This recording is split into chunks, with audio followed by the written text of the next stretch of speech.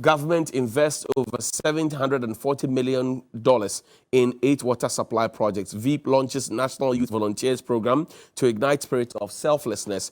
Also, multi-stakeholders approach needed to deal with NCDs. Panelists say 3 children drown in pond at Akwasa Hills. On the back page, temporary homes for Apiati explosion victims ready by 1st of May. EU reach inaugurates natural clubs in 6 Upper West regional schools. The Daily Graphic says 100,000 youth targeted over 5 years, establishing culture of volunteerism.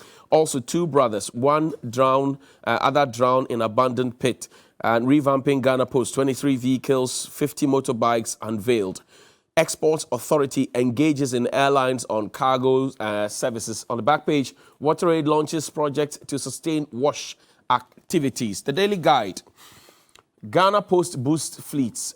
Oponi earned more than 25,000 Ghana cedis monthly, and all set for Jomoro MP's trial. We are for death penalty abolishment.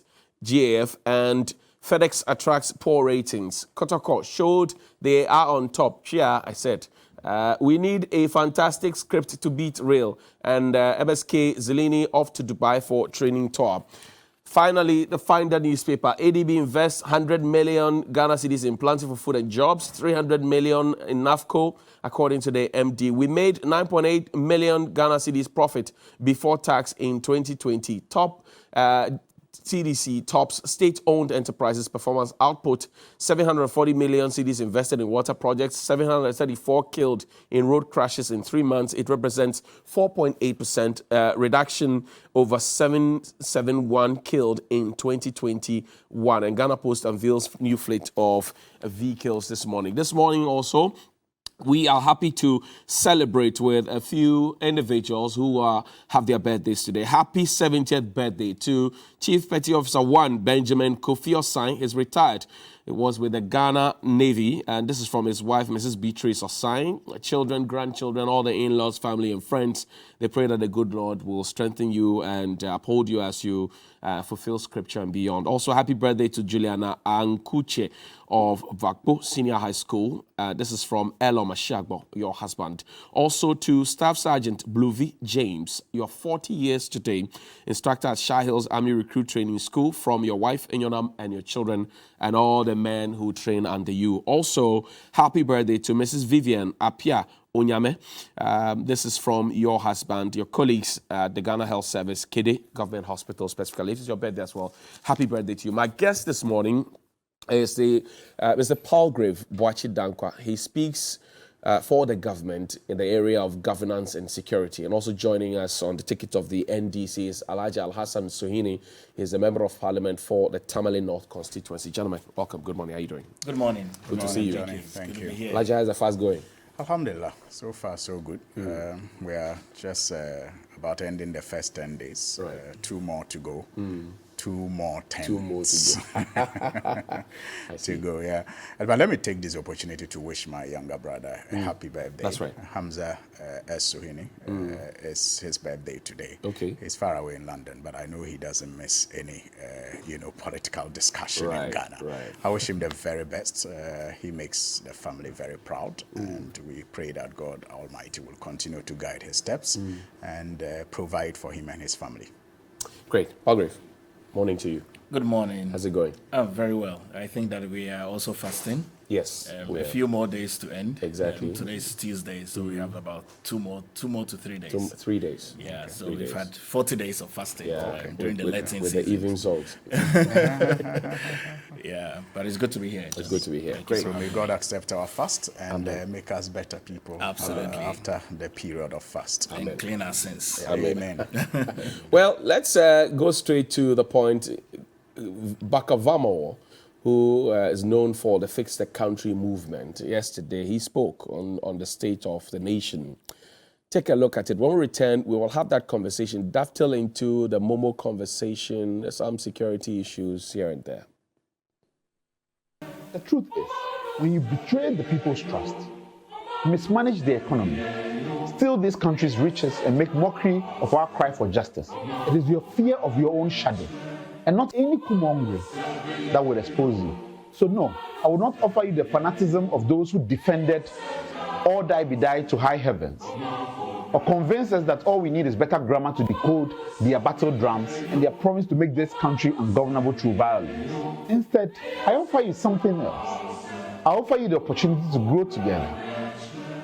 If our words rejoice half of the people but cause concern to the other half, then together we must roll up our sleeves and choose new words, which brings us together, unify us, which do not depreciate our democratic ideals nor compromise our values. Colleagues, I've emerged from jail twice certain that we're on the right path. But we must not lose sight of the fact that attempts to militarize our words and our voices, and those who are committed to break our front through violence and character assassination will not stop. They will not disassemble their machines of hate. They will spend our money to slow us down or misdirect the majority of our people.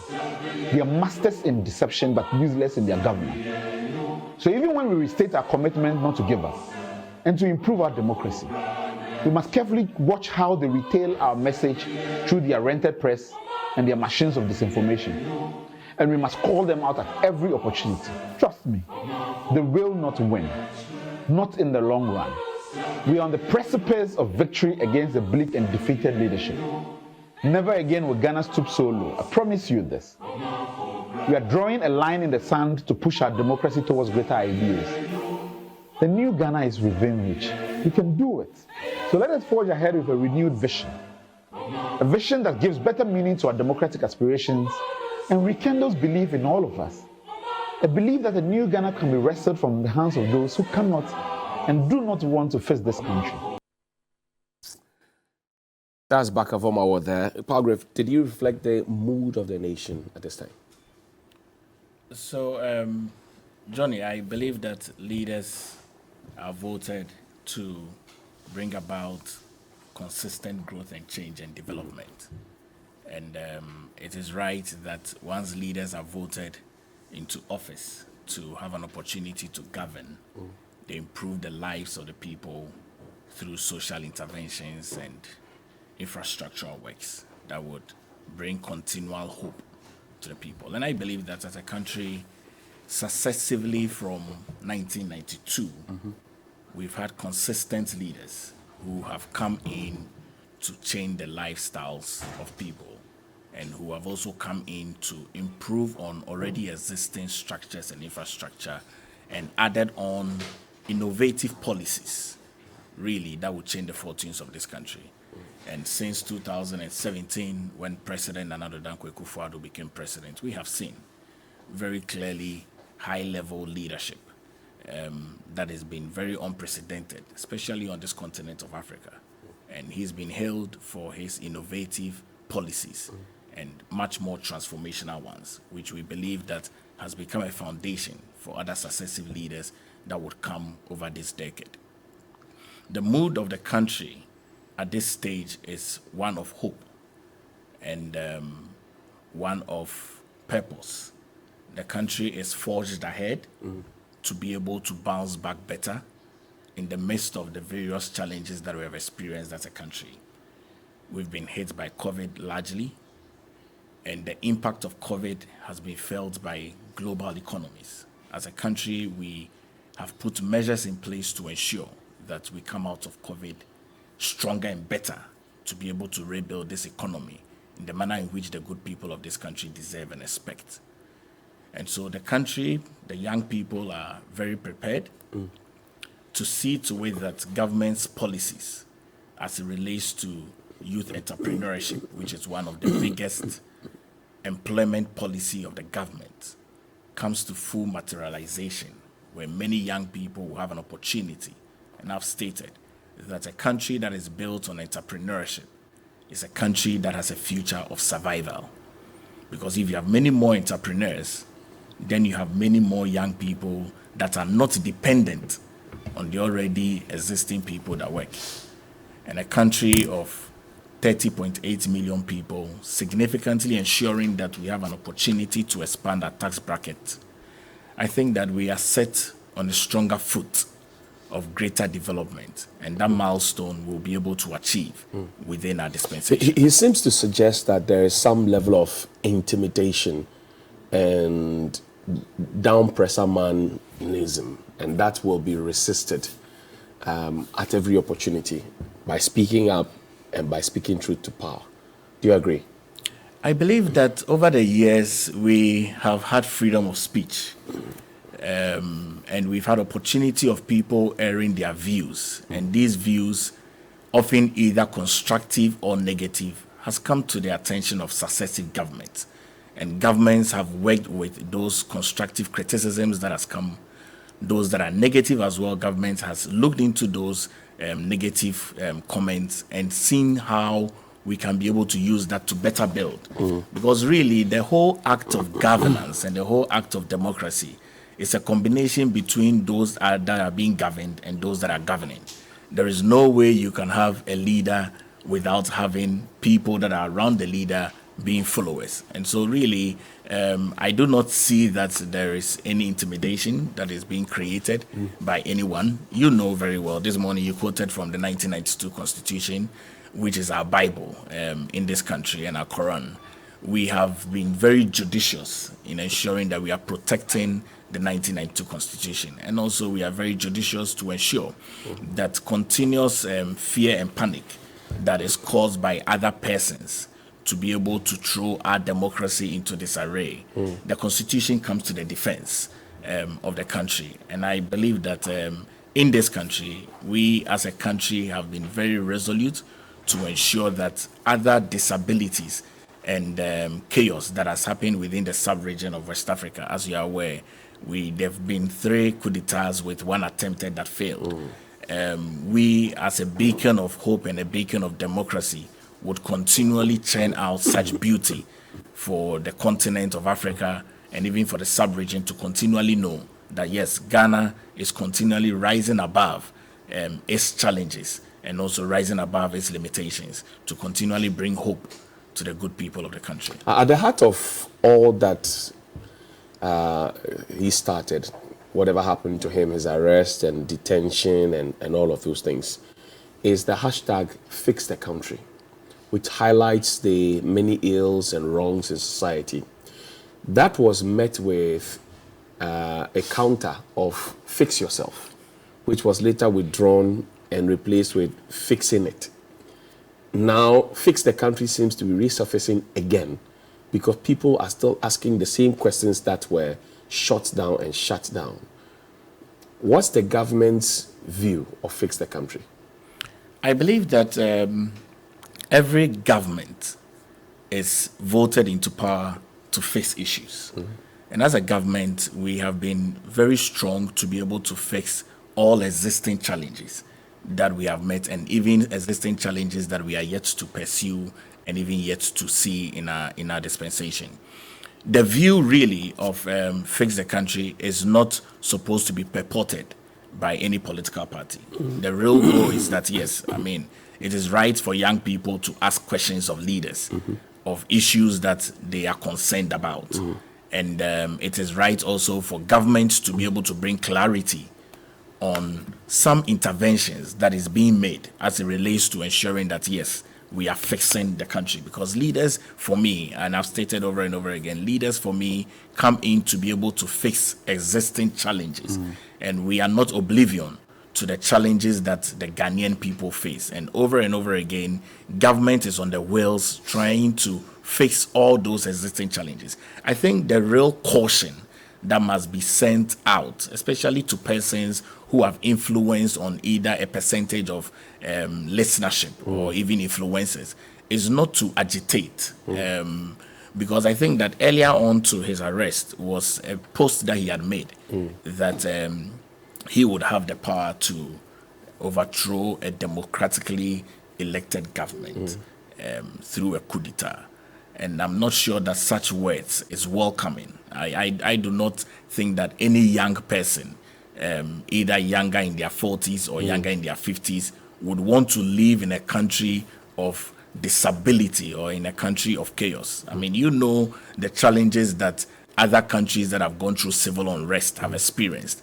Their infrastructure has been broken down, their schools have been stopped, people have died, And I'm not sure that we want that as a recipe. I mean, many of us, in this Ukraine-Russia invasion, many of the young people that government evacuated successfully from Ukraine into neighboring countries like Moldova, Slovakia, Poland, Hungary, and the likes, many of them that even came into the country, many of them were born in 2000. So you're looking at their age about 21, 22, 18, and the likes. Many of them do not have a history whatsoever as it relates to any coup d'etat, because they've lived in a very peaceful, stable democracy, and that has been one of the things that they have enjoyed over their years. And so for anyone to want to purport or even introduce a conversation of that nature, I think that immediately it's important that we call such person to book. Well, why you call those persons to book?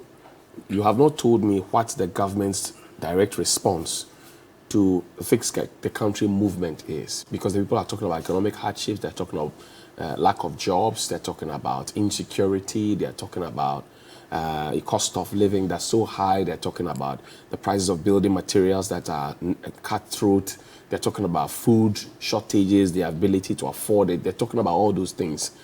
The government, I mean, what's the government's response to those issues? Okay, so there is not food shortages. I mean, as far as I'm concerned, and I'm sure that Honorable is here, you are here, your wife goes to the market, we have family who go to the market every now and then. There's a ban on exportation of soya and other cereals. In fact, this is the second time we are banning under 1 year. So government is so it doesn't lie in your mouth to say the people who plant and share say we should not export.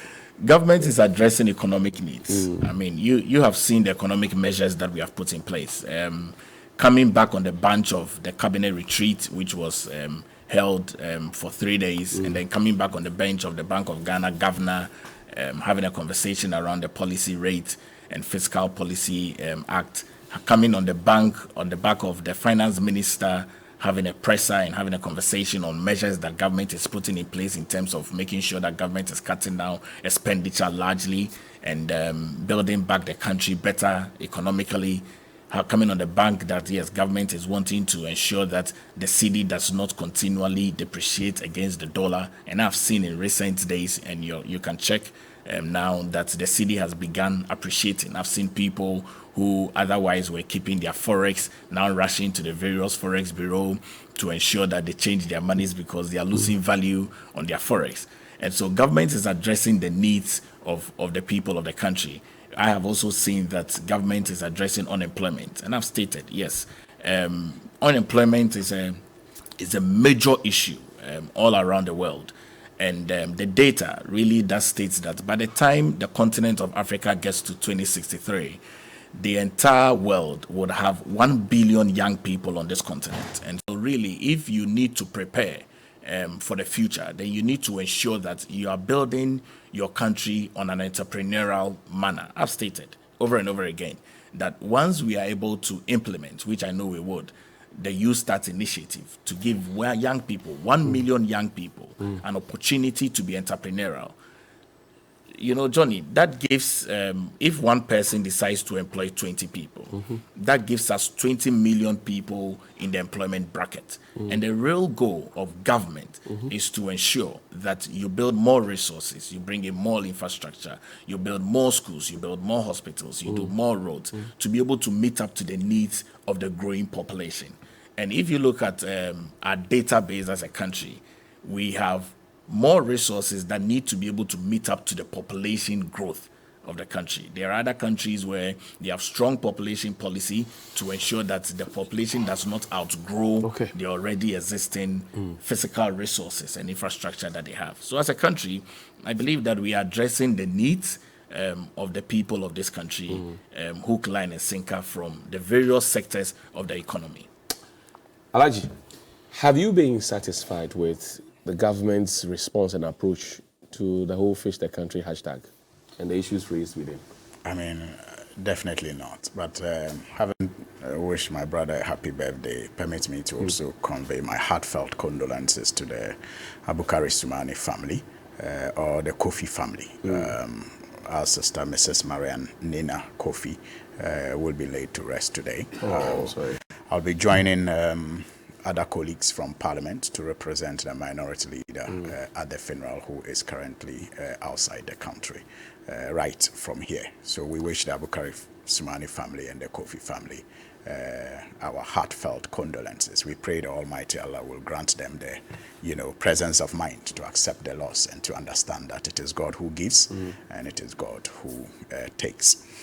Now, you cannot be satisfied with the government response to, the demands by the Fix the Country movement. I mean, first, there was an attempt to dismiss the concerns that they raised.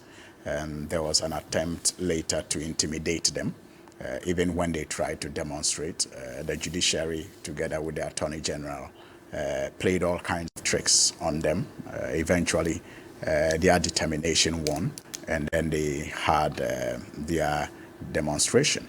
And then you had the arrest of Barker-Vormawor. And I mean, my brother here talks about You Start and how it was going to support entrepreneurship. I'm sure anybody listening to us now will be wondering if Youth Enterprise NEIP, Youth Enterprise Support that became NEIP, Maslock and others have failed to achieve all these that the You Start is now supposed to achieve. I mean, what is in these models that we keep creating just so that they continue to act as leaking buckets, as far as our revenue is concerned? I mean, you had NAPCO, you had Youth in Forestry, you had all kinds of models that were supposed to deal with the unemployment situation, which, by the way, has increased in the last 5 years from about 5% to almost 19% as we speak. I mean, that is close to the pre-independence, unemployment rates. And that tells you that we are really, really in difficult times. And the responses that we have been given over the years to the unemployment problem is not yielding the results that we all desire. But maybe taking it from the top, let me say that Oliver is brilliant. I mean, I admire his idealism. It is so infectious. And we need, as a country, to be very careful about how you handle people like that. He has a mass following, and he's building it, and it is growing. And if you look into history, people like that have changed the destiny and the courses of nations. But he's been called a warmonger and a troublemaker. That is where the problem comes, Jenny. You see, when a regime is so focused on regime interests over the national interest, they miss their point in terms of their strategy to contain threats to our security. I don't know if you get the point I'm making. I get it. When a regime... The national agenda must come first. When the regime is so focused on its protection over the protection of the national interest, then they create a situation where we are all at risk, where the actions and inactions of people in authority, including even security officers, tend to even become a threat to the national security. The actions of people in authority and the reactions of people in authority and even security officials, instead of providing us the security that we all need, tend to become a threat to the national security that is required for everybody to aspire to, his or her and level that's where we don't of want excellence. to get to. And that is where we don't want to get to. The government has said that. But it is not just about saying it. It's about conduct. You must at all times put the national interest above the regime interest. Where there is a confusion, then your actions and reactions and inactions tend to become a threat to, the national interest. I mean, the national security. And security at all times, Jenny, is a feeling. It's a feeling. There's really nothing that you can point to say that this is the semblance of security.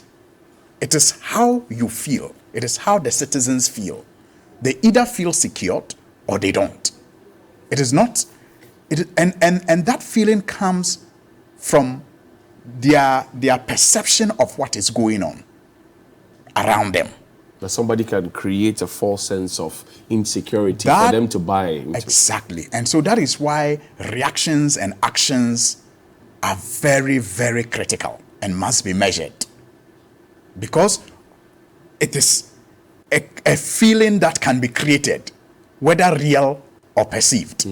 So it has to be very, very calculated. Look, I listened to the National Security Minister recently, and I think that he's beginning perhaps to start a certain conversation that we must all come to with a certain open-mindedness, because perhaps of where he is and the level of threat that he sees. And so when he talks, for example, about the conduct of the judiciary and how the judiciary should not always rule in favor of government,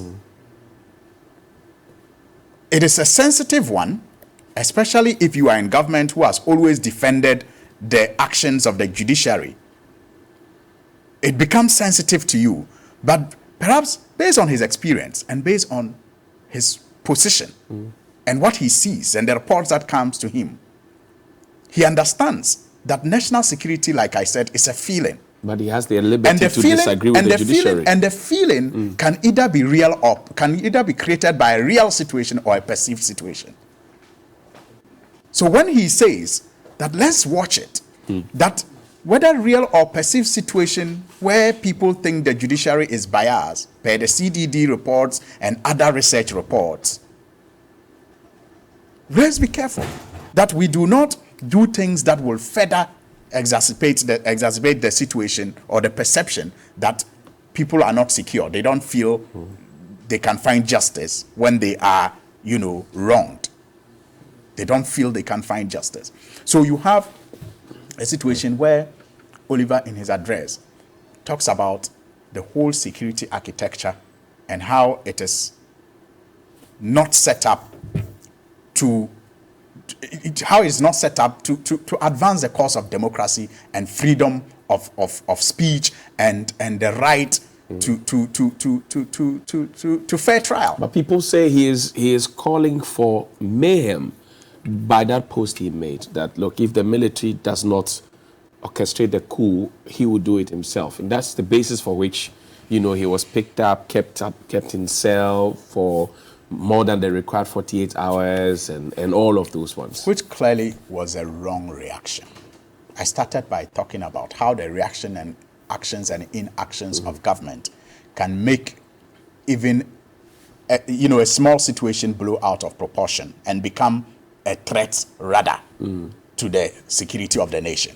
So I'm saying that it may have been a post that Oliver went too far as the reaction to the government determination to pass e-levy was concerned. His post may have been an overreaction. I mean, it may have gone too far. But the reaction of government, like I said, can in itself become a national threat. The way they react to somebody like that, who obviously was speaking for the majority of Ghanaians against the e-levy, because according to University of Ghana research findings, about 80% of Ghanaians at the time, and maybe now even more, were against the passage of the e-levy. So if a person speaks like that, and the person has a following, your reaction as a government must be measured. It must not be aimed at making a bad situation worse. But the government can also not sit down and be beaten down. I didn't say they shouldn't react, but I'm saying your reaction. In fact, we have had situations, and we still do, when you have diplomats in countries. It is Ramadan. Very soon, I'm sure the United States of America will invite Muslims for iftar. Why do they do that? Because they are trying to deal with radicalism that feeds into what do you call it? The terrorist threats that they are faced with in their country. So you have soft power that states use to diffuse some of these threats. Okay. What would have been out of place for the national security or anybody high up in government to have a cup of tea with Oliver and make it a national issue? Then that would be legitimizing him. No, that is diffusing whatever threat he may be posing. That's intelligence. That's what the security analysts will call intelligence. Right. I'm saying that clearly. The reaction of government and its officials was wrong, and in itself can constitute a threat to all of us. Let me be clear, Johnny, okay, wrap up on as a people, right? As a people, look, our politics sometimes can be very annoying. It can be very petty. It can be very pedestrian. It may not even sometimes address our concerns. But we need to understand that democracy in the last couple of decades have served us better than the military regimes have in the past. And so at all costs and with all our might, we must work towards, defending the democracy that we have today. Why not? Other countries, as we speak today, are shedding blood and fighting just so that they can also establish democracy. I hear you. So if we have it, we must do everything to protect it. Preserve it. And the way to preserve it is not to conduct ourselves in the manner that some people have conducted themselves in relation to dealing with the threats of insecurity that is either posed by the likes of Fix the Country or the likes of Oliver. There is an intelligent way of protecting the state. And I think so far the government has not used that option. I read for you something that was authored by Mr. Barker-Vormawor on the 4th of June 2021. It says, Neho, for those who keep asking me about whether I'm interested in a coup d'etat, I am always surprised about those questions. Even when this whole thing began, government appointees were claiming that we were operating with a coup mentality. Let us understand. You have a group of people who are at the Supreme Court literally challenging the abuse of power and unlawful conduct. Yet you keep bringing up coup d'etat. So what do you want us to say? For the record, the only coup I'm interested in is a status quo, a coup of mindsets, a coup of how we hold leaders to account, a coup of our Famanyami attitudes, a coup of our inability to speak truth to power, a coup of nonchalance, a coup of abuse of public office, a coup of corruption and systemic rot, a coup against systems that brand buses for millions and use ambulances to cut cement. Is that a coup you think you can get behind, or the system is working for you? Or are you saying these are impossible in a democracy? Hashtag fix the country. And Palgrave, this perhaps reflects the tone of many different Ghanaians. And bringing e-levy into the context, the numbers of people on the streets, market women, people working offices, security men, teachers, lawyers, doctors who say, no, not e-levy. I mean, it appears the government has shut its ears to their call and their cries. So, for example, the government, after announcing this on the 17th of November 2021, goes now to say we will hold town hall meetings in all 16 regions.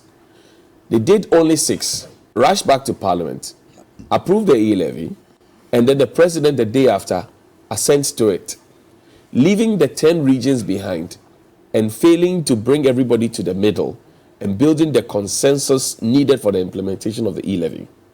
Is the government trying to work up pent anger of the people, or is the government trying to be strategic in this dealing with the people in trying to mobilize revenue for national development? Thank you, Johnny. I beg to differ, but I think that as a government... I'm asking a question. Okay. Johnny.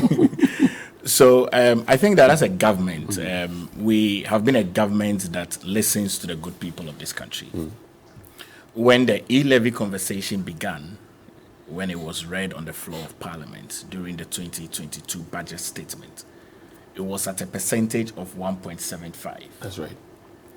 And having had the conversations that we did have, and having had conversations with the minority to also ensure that the policy really of expanding that tax bracket is achieved, we went ahead to ensure that we hold town hall meetings, like you stated, with the good people of the country.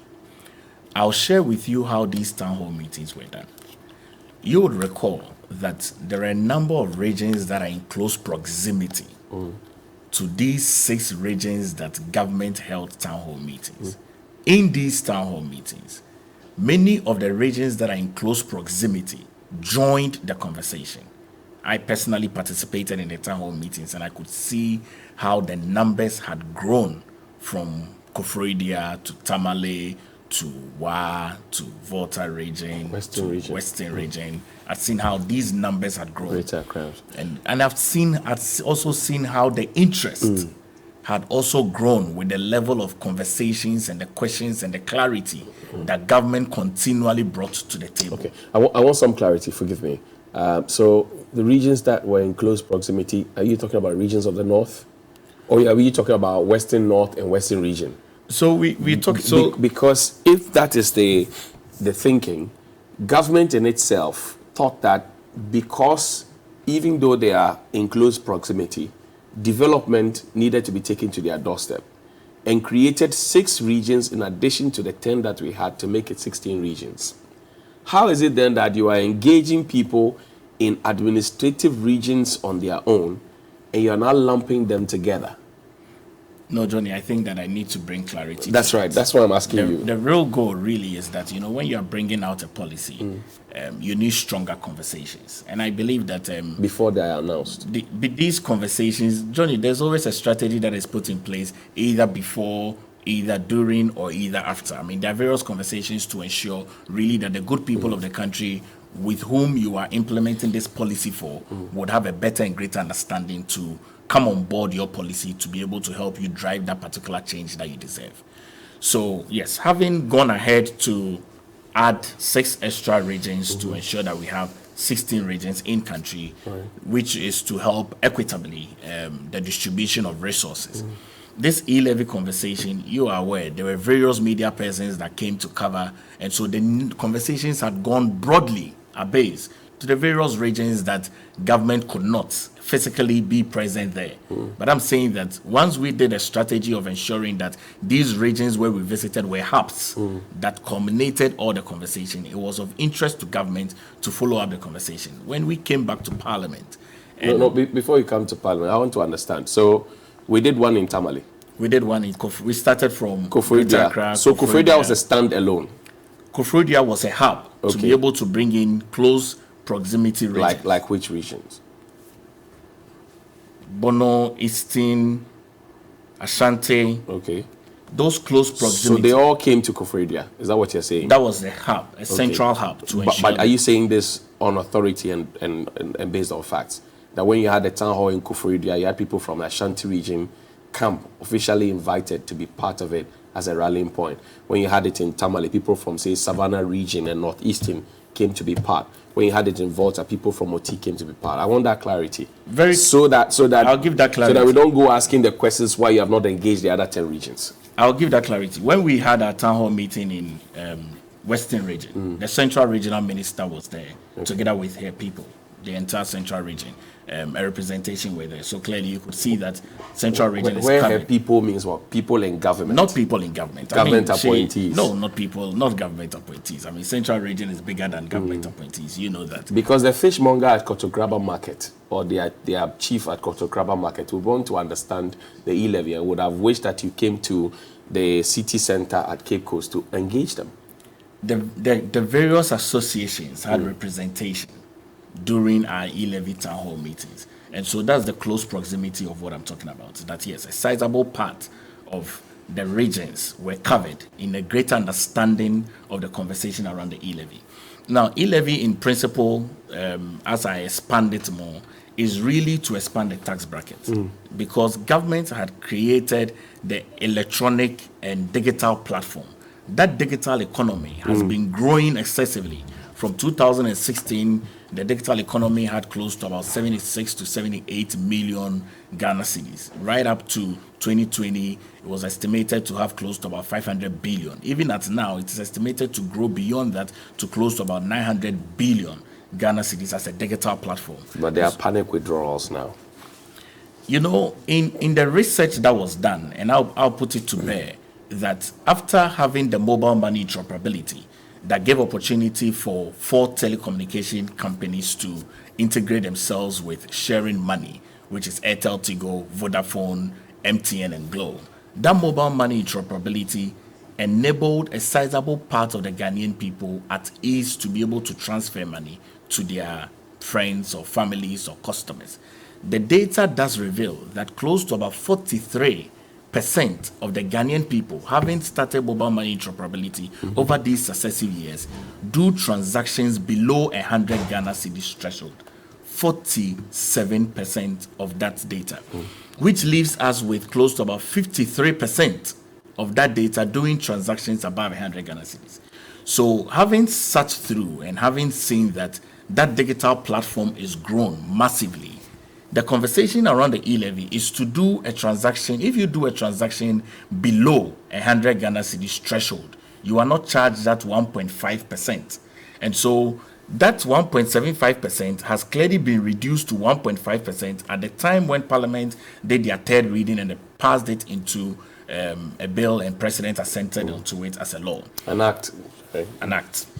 So clearly, if you see the various conversations around the e-levy, we have taken the plight of the Ghanaian into consideration, because a sizable part of the persons that are going to be contributing is the 53% echelon who are above, who will do transactions above 100 Ghana cedis per day. So why are there panic withdrawals then? Because 10 billion in less than a month and more to come. That's not good. And that also has security implications for people. People now be carrying cash instead of using the digi platform, the channel.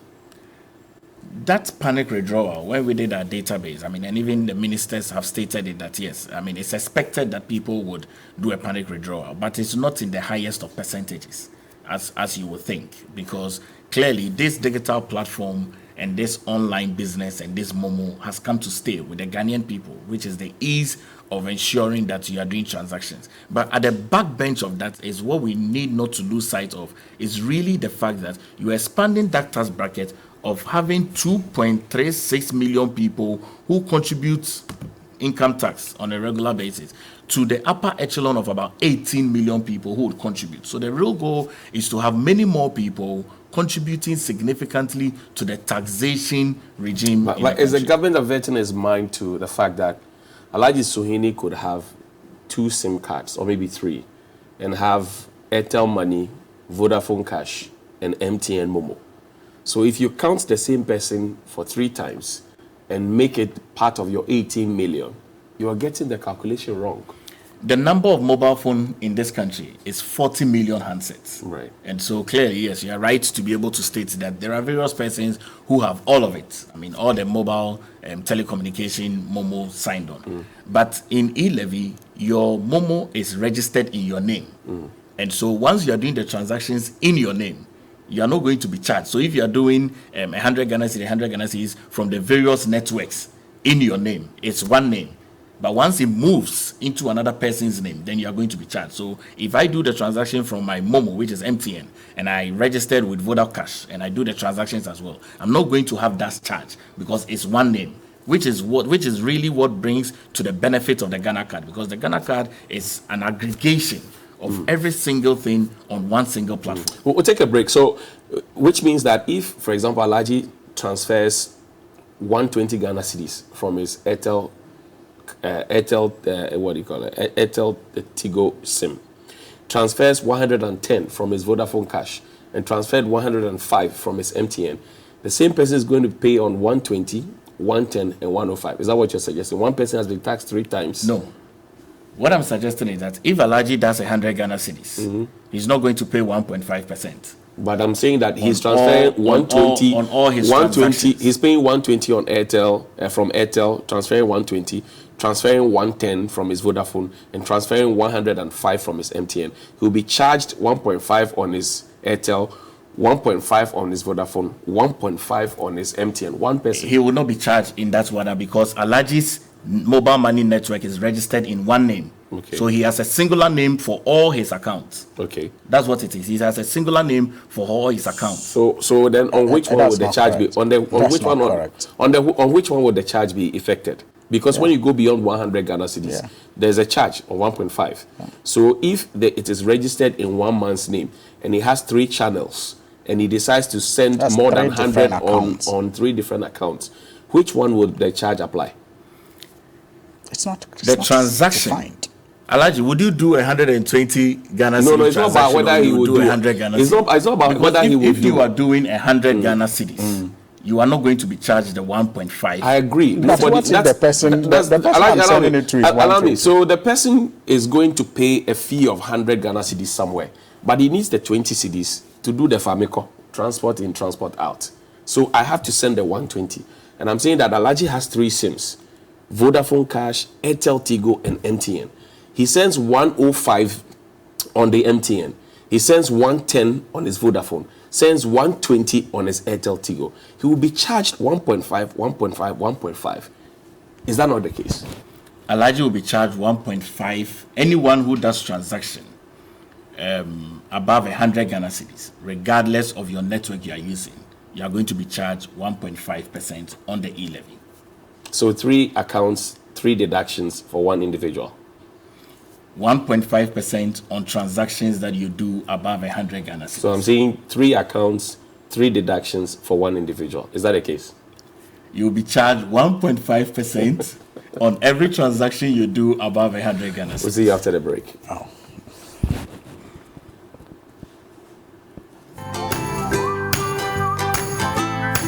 Indeed, this is TV3Newday. We're in the final lap of the show. Alaji. Yeah. So the e-levy conversation and the security implications. Dr. Adam Bona, for example, of the security warehouse has raised concerns that if we don't take care, the panic withdrawals, the fact that people are resisting the e-levy would mean that people will carry cash now. And that could trigger highway robberies and all of that. So rather we should look at a better way of implementing the whole e-levy thing. What do you say? It's such a shame that we are where we are as a country. You know, every time I think about this e-levy brouhaha, I remember the, opposition that VAT faced and the reaction of officialdom at the time. And remember, we are talking about the feeling of security and insecurity that can be created by, actions and inactions or reactions of leadership. So I think e-levy is as unpopular as the VAT policy was when it was first introduced in the late 90s. J. Rawlings was president with an absolute majority in parliament and could have simply ignored the concerns of Nana Akufo-Addo and Co., who were leading the opposition then through the Kumipreku demonstrations that they organized. But a military leader who was supposed to be a dictator with an absolute majority in parliament did not bulldoze his way to pass the VAT. And so when you think of Nana Akufo-Addo, who is supposed to be a champion of democracy and lover of freedom of speech and all of that, defying all the opposition and, with a very, very close parliament in terms of numbers, does all the tricks that you can find in the book and outside the book to still push this levy down the throat of over 80% of Ghanaians who are opposed to it. It just makes you wonder the level of dictatorial tendencies that the man possesses.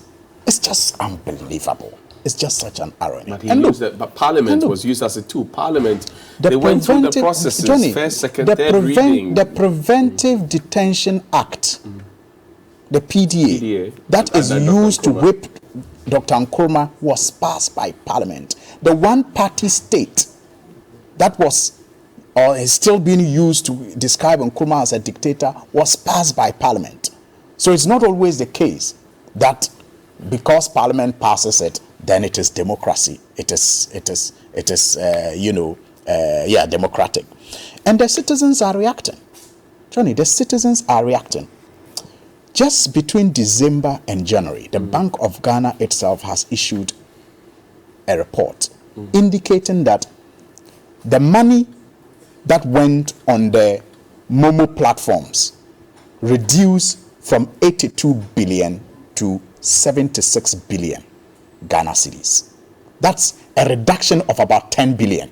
Even before government starts collecting it, the money that went through those platforms reduced from 82 billion to about 76 billion. In fact, transactions on the platform, reduced by 240,000. Transactions, people doing Momo transactions, reduced by 240,000. And that the number of active agents also saw a decline of about 7,000. That's just between December and January, long before even the bill was supposed to have been passed by Parliament. And you are talking about accounts, money accounts, the active mobile money accounts also decreasing by 600,000 in the period within which the Bank of Ghana was speaking about. So the citizens are beginning to even react to some of these things. And you have raised a number of issues that even the GRA itself is raising in terms of the implementation. Some of us, because our opposition is still at the level of the judiciary, where we have gone to court to challenge the passage, we don't even want to go into the difficulties that we will face in implementing and collecting this levy. But as we speak, it is clear that I'm not a fintech expert, but those in that industry tell you that the kind of algorithm that is required to disintegrate the transactions and exclude those who are not supposed to be taxed is so complicated that the GRA, as we speak, does not even have that platform. And yet you have the government telling you that they will start their implementation 1st May. There is no cap. So it doesn't matter if you are doing even 1 million a day, 1.75. I mean 1.5. 1.5, that is. 1.5%. Even the telecom network operators have a cap. So when you do beyond a certain figure, they cap it at 10 Ghana cedis. That's right. But that's about 1,000, in the right? case, yes, in the case of this wicked, levy, there's no cap. There's no cap. So, I mean, you are at the mercy of the wicked tax collector. We are told now that salaries have not also been categorized. So you have companies now that pay their workers through Momo. It has not been exempted. And so salaries that have already been taxed through pay as you earn, will be taxed again when it is paid through Momo. The GRA has, indicated that it is a difficulty they have reported to the Finance Ministry for clarification. Well, but why doesn't the principal, the person sending to these workers, for example, not go to the GRA to say, this is my Momo number. I pay Palgrave, Alaji, and Joshua on this. So they are saying that the problem is that there is no system of identifying such platforms now. That's right. But he says so every transaction, the Ghana card, for example, is able to assist. Fantastic. That's another matter. They are saying that the Ghana card is going to be used to assist. How many active mobile phones in this country are registered as we speak using Ghana card? Less than 10 million. Less than 10 million people have registered. In fact, the National Identification Authority, we have until July. They have told us that so far they have not registered more than 10 million people. Meanwhile, you have 40 million active, phones. And assuming that all of these phones are on Momo, you are talking about less than a quarter of them have registered their Momo number using Ghana card. Bottom line. So if Ghana card is going to be, I mean, the confusion. Bottom line. And that is bottom line. This is a regressive tax, not properly defined, and it is going to distort our tax policy and create a lot of confusion in this country. Palgrave, I'll give you 1 minute. Thank you very much. Because you are in power. Because I have an opportunity to serve. No, because you are in power. 1 minute, because we've encountered that. Cumulatively, it's important to share that when you come to power, e-levy is not is cumulative transfers of 100 Ghana cedis per day made by the same person will not take e-levy. Transfers between accounts owned by the same person will not take e-levy. Transfers for payment of taxes and fees and charges on the government.gov platform will not be charged on e-levy. Electronic clearing of checks will not be taxed by e-levy. Specific merchant payments, as you were saying, that if you have to pay someone by salary, especially payments of commercial establishment registered with GRA, will not be taxed by e-levy. And transfers between principal, master agent and agent accounts will not be taxed by e-levy. See, but if I transfer 120, 105 and 110, cumulative transfers made by the same person. Yeah, but cumulatively 120 plus 110 plus 105 is more than 100. By the same person. It's more than 100. By the same person. It's more than 100. It's not by different people. By the same person. Palgrave Dankwa is government spokesperson on the governance and security, and also Alhaji Al-Hassan Sohini is the member of parliament for the Tamale North constituency. He's been here on the ticket of the NDC, Palgrave on the ticket of the NPP. Happy 70th birthday to Chief Petty Officer 1 Benjamin Kofi Osai. He's retired of the Ghana Navy. This is from your wife, Mrs. Beatrice Osai. Children, your in-laws and the entire family and friends, they wish you well. Their prayer is that the good Lord will give you strength and good health and long life to celebrate with your great-great-great-grandchildren. Also to you, Juliana Ankuche of Vakpo Senior High School. God bless you abundantly. It's from Elom Ashagbo, your husband. Staff Sergeant Bluvi James, you are 40 today. Happy birthday to you, Staff. You are an instructor at the Shire Hills Army Recruit Training School, from your wife Inyonam and your children. Also, a happy birthday, Mrs. Vivian Apia Onyame. This is from all your colleagues at the Ghana Health Service, Kede Government Hospital. Happy birthday to you. Now, we will get into a conversation about the rains, the floods, and the issues in between after the break.